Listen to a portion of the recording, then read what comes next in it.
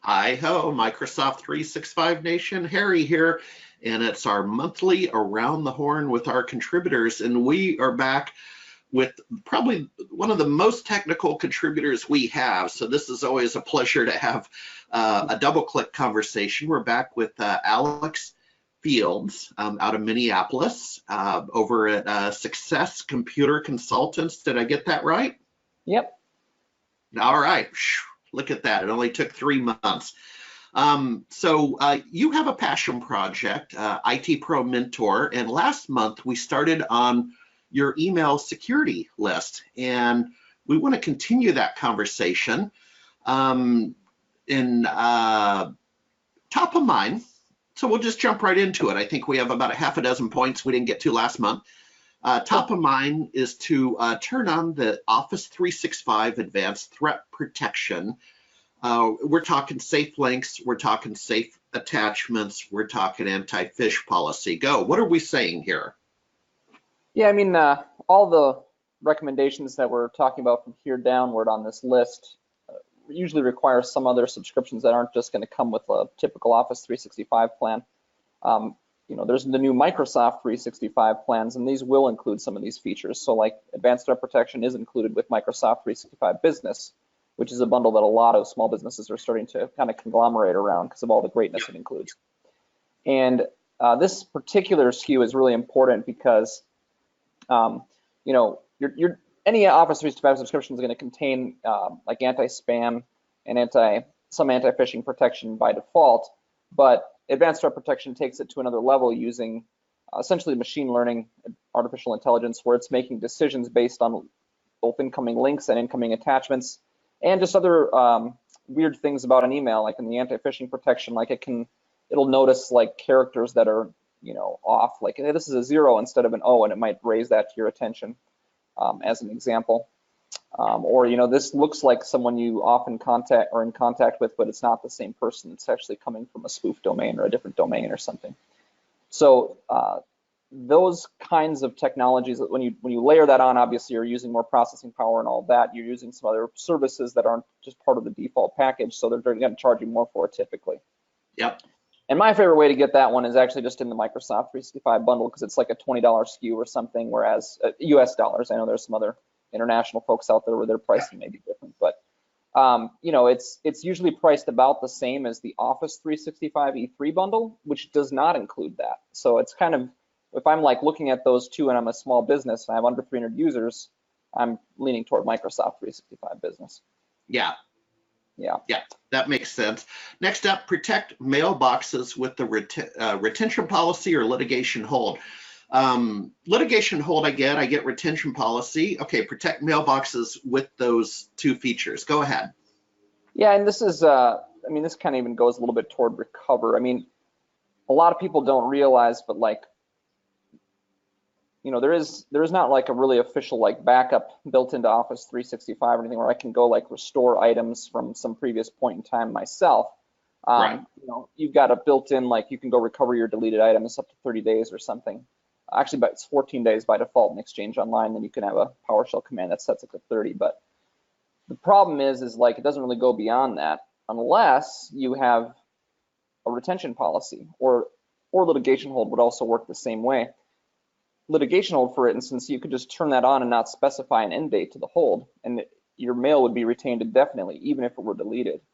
And that's pretty advantageous. Now, it's not like it's really super easy. You would need to be an admin to restore it, or an e-discovery admin at least, because you have to go use a content search to find that data and pull it back. So it's still not quite as like user-friendly as a backup tool, but it certainly gives a level of protection that a lot of people are lacking just out of the box with Office 365. Yeah, and I come from a family of lawyers, and I even served a couple law firms back when I carried the bag, so I get it on the litigation hold, right? That's a real thing. Third item: configure modern device management and conditional access. What are we talking about? Yeah, all of the device management. There's some basic device management that's built into Office 365 with any plan. But the only thing you can really do there is kind of like enforce a PIN or passcode and stuff like that. If you want some of the more advanced device management features, you're really looking at an Intune subscription, again, built into that Microsoft 365 business SKU. Yeah. And that will include a lot of capabilities. So you have the ability to, for instance, have a policy that protects, like, bring your own device, or you could have policies that protect, like, corporate-owned devices. So you could choose between this, like, application management or device-based management. And that's something that's really powerful that Intune brings us. You don't really get out of the box. Using conditional access, then you can basically turn on rules that say you have to use an approved app or you have to be enrolled in the corporate policy in order to gain access to begin with. And that becomes really powerful because then when you look in your portal at all your listed devices, you know that that is the complete list of devices that have access to your environment. And you have leverage over them so like that you can wipe those devices or you can kill the access. And you know, a lot of people aren't doing that, so it's just their environment's open. They have no idea how many devices are connected at any given time. They don't know if those devices even belong to their organization or not. So this can really help raise, you know, not only visibility but also give you a little more leverage. Yeah, and let me try this on for size if I'm following you conceptually. What you're discussing there is, and again, if I'm off, I'm off. But it's a little bit like what we used to do with the Citrix receiver, that we could really narrow down a session, and you could only use these 3 apps. You're in a compliance environment like insurance, and we would say, okay, you get Word, Excel, and the browser, and you know how you could do that in a Citrix session, right? Sure. Is that, are we kind of mimicking that we could pick half a dozen apps that, you know, a claims processor at an insurance call center, that's all they can do. They can't be playing around. Sure, yeah, I mean, conditional access could certainly be powerful in that regard. You know, I've got a baseline for conditional access that I recommend for most organizations. It doesn't really get into like narrowing the scope of which apps you can access, but just how people access apps in general. So like if they're coming in over the web, you have to challenge them with MFA. But if they're coming from a modern app like, you know, like Outlook or a OneDrive client or something like that, then they would need to be enrolled. Their device would need to be enrolled and compliant with policy. But you could certainly also have, you know, like a restricted access, like some types of users are only allowed to access these resources. So a good example of that in my baseline is, you know, I typically restrict guest access to any other apps except for Teams and SharePoint, which are commonly used by organizations to invite people into data that they're sharing in their organization. Right. But there's really no reason that a guest needs to be trying to log into your Azure portal or into, you know, Exchange Online or something like that. So yeah, certainly. Okay, just seeing if I still have technical chops. All right, next up, number 4 is block downloads from Outlook Web on unmanaged devices. Yeah, you know, this kind of goes more for this is sort of a optional but recommended in some circumstances, especially like sensitive environments where you may have attachments that contain, you know, sensitive information such as, you know, HIPAA records and stuff like that, like EPHI. On an unmanaged device, you wouldn't want people to be able to download that information. And the reason is because you don't have control of those devices. Like if it's someone using a device at home, you might want them to be able to check their email and communicate and everything. But if they've got data in there that you wouldn't necessarily want leaving or leaking, you wouldn't want them to be able to download that information. So it's possible to use conditional access to, you know, put in place a policy that essentially just says, you know, if this is not a managed computer, you know, don't allow them to download stuff over the web. Yep. All right, next one. This is a good one. Start using Office 365 message encryption features. Yeah, it's that one's actually evolved a lot since they first came out with the OME version 1. That one wasn't so great. You used to have to get like an attachment, like an HTML attachment that you would download and then open, and it always confused people. But now it's much easier. There's just like an Outlook, it'll just render the encryption straight out. Like it'll just support it and show you, but it'll have a little permission button at the top that's like, hey, just to notice this is encrypted. But even in you know, third-party clients now, like if I get one of these encrypted emails at Gmail, for example, it's just a button that says click here to read the email, and I can even sign in with my Gmail account now, which is really helpful. I mean, this is the way their encryption works is actually kind of interesting. It's not really sending the email anywhere. It just sends you a representation of the email, like that link to click here to read. When you log into that, when you sign into that, whether you're using your Gmail account or a Microsoft account or whatever, you're actually looking, you'll be looking at like an OWA portal page. You're visiting Exchange Online, and the data never left Exchange. It never traversed the internet anywhere. It's held at Microsoft, and you're going and reading it on Microsoft. You can also choose whether you want the attachments to remain encrypted when they're downloaded, or you can choose to decrypt them automatically if people are downloading attachments from those encrypted communications. Just there's a lot of options with it now, and I think it's finally where we want it to be for most people. So if they gave it a try once before, I'd encourage them to check out version 2, which is now available. All right, configure data loss prevention policy. Yeah, that you know, again, this goes more toward sensitive or highly regulated industries, if you will. Yep. But you know, I mean, Office 365 can detect certain sensitive information types, credit card numbers and social security numbers and passports and just personal identifiable information from all over the world, really. There's like several different types and predefined templates. You can also define your own templates. So like if there's certain you know, internal company information that is confidential, you could build your own keywords and stuff that will trigger a DLP policy.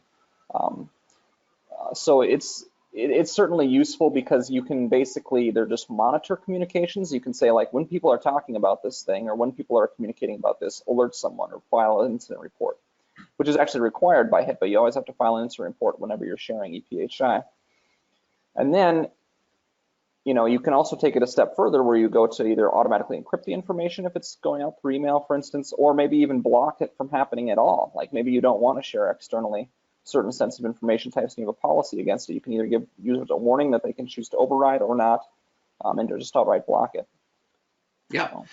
Yeah, no, I like it. Hey, in the background, I'm going to tell on myself, I have the Weather Channel on mute. We always like to have a little fun, Alex. Yeah. They just had, is it Grand Mountain or Grand Lakes, Minnesota? Does that ring a bell at all? Not in my area, but there's a lot of lakes out here, so. Okay, well, I just wanted to tell on myself. You know, here I'm nodding and paying attention, but I'm really watching the Weather Channel. But all right, yeah. Next up, man. Configure advanced alert policies in cloud app security. So this is actually really important. Almost all the Microsoft 365 subscriptions and Office 365 subscriptions, they contain a lot of really good tools like multi-factor and others that we've already talked about for preventing breach from happening to begin with. Yep. And that's important. But there's still a chance, even if you put on all the nice bells and whistles that you can with some of your subscriptions, even the Microsoft 365 business subscription, there may still be a chance that you are compromised. Yep. So what do you do on the other side of compromise? Basically, you need some indicators of you need something that's going to alert you to the fact that stuff's happening in an environment that you might not want to be happening. Data's being exfiltrated. People are elevating their privilege or something. There's some lateral movement taking place here. There are people logging in at weird points in time and just trying to query information from the directory they shouldn't be and stuff. When those kinds of things happen, you're going to want some alerts, and one of the best way to get those alerts is using a tool called Microsoft Cloud App Security. Now, this is only found in bundles that start or that end in a 5, right? So you gotta have a 5 in it, like the E5. Wow, dude. Yeah, I know. Didn't expect that one. Yeah, right. But and not even the E3 plans, even the Microsoft 365 E3 doesn't have anything that'll give you like much on that side of the like. If I'm just assuming breach and trying to get information post breach, I just don't have a lot of tools to do that. So almost all of that stuff is locked up in E5. But this is a pretty inexpensive SKU that can give you a lot of power. It's like $350 per user per month. And I usually recommend that businesses at least protect their like really sensitive users, like admin accounts and stuff with this, because you can get a lot of really cool out-of-the-box alerts. Just as an example, I mean, you could set up an alert that says, you know, notify me if an admin ever logs in from a non-corporate location or IP address, you know, or you know, give me an alert when there's a mass download taking place, a lot of information leaving the environment, or people are trying, it looks like exfiltration's taking place. Those kinds of alerts are just highly valuable, and it doesn't cost that much to get into that level of visibility, and there's just so much more you can do with that tool. So I really encourage people to take a look at that. I know it's not included in most subscriptions, and a lot of small businesses especially just aren't going to be buying E5, but that's a nice add-on. So. Yep. Final one for this month. OAuth notifications and review or disable OAuth apps. First of all, what is OAuth for us lay people? And then why are we messing with it? Yeah, and they actually just changed this, so new tenants moving forward will have this setting in place by default, which is good, to disable the ability for users to grant permissions to other applications. That's what we're talking about. So sometimes you might try to put an add-in. Like you can go to Teams is a great example because you can just click on add applications and you can pull apps into Teams. And let's say you pick an app like Adobe Sign, where you can like sign a PDF and send it back and forth with people and stuff. Popular add-in. And when you first sign up for that, the very first time, it's going to ask you to like grant permission because it needs to be able to do certain things with Office 365 data. It needs to be able to pass information back and forth into the environment and bring stuff out into the Adobe Cloud, manipulate it there, pass it back into 365 when it's done, and so forth. Well, that means the app needs to have permissions to act on your behalf, either as a user or if you're an administrator, you can grant permission to the whole organization. And by default, users have this capability, or they used to have this capability. Now it's going to be turned off by default, and you'll have to turn it on if you want it. Even something as simple as setting up an iPhone can require this, actually, like the iOS accounts. In order to add an email profile to the native iOS mail app, it needs that permission. It'll prompt the user. Yeah.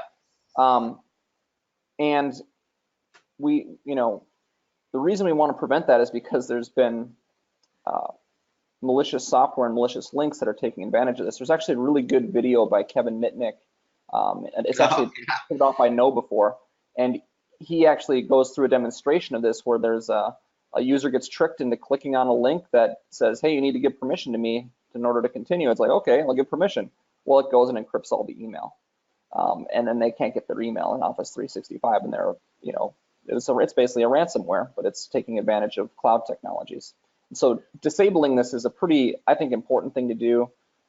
It's not that big of a deal, in my opinion, because administrators can still go in and allow really well-known apps like the iOS Accounts app or Adobe Sign and other ones that might be well-known and widely used in their environment. And if anyone ever runs into that wall where it's like, oh, I try to get permission for this Outlook add-in that I really want to use for my calendar or something, they can just go to IT and IT can review the app and approve it or not. All right. Man, well, just every month, man, my head's spinning. We knocked out, I now think we've knocked out the entire list. As a two-part series, your email security checklist, folks, it all begins at itpromentor.com. And thank you very much, Alex, and enjoy the good weather up there in Minneapolis. The high season, as it were. And next month in August, we're going to talk about shared mailboxes. So appreciate you helping us build community. Yeah, no doubt. All right. Thank you. Have a great day, everybody.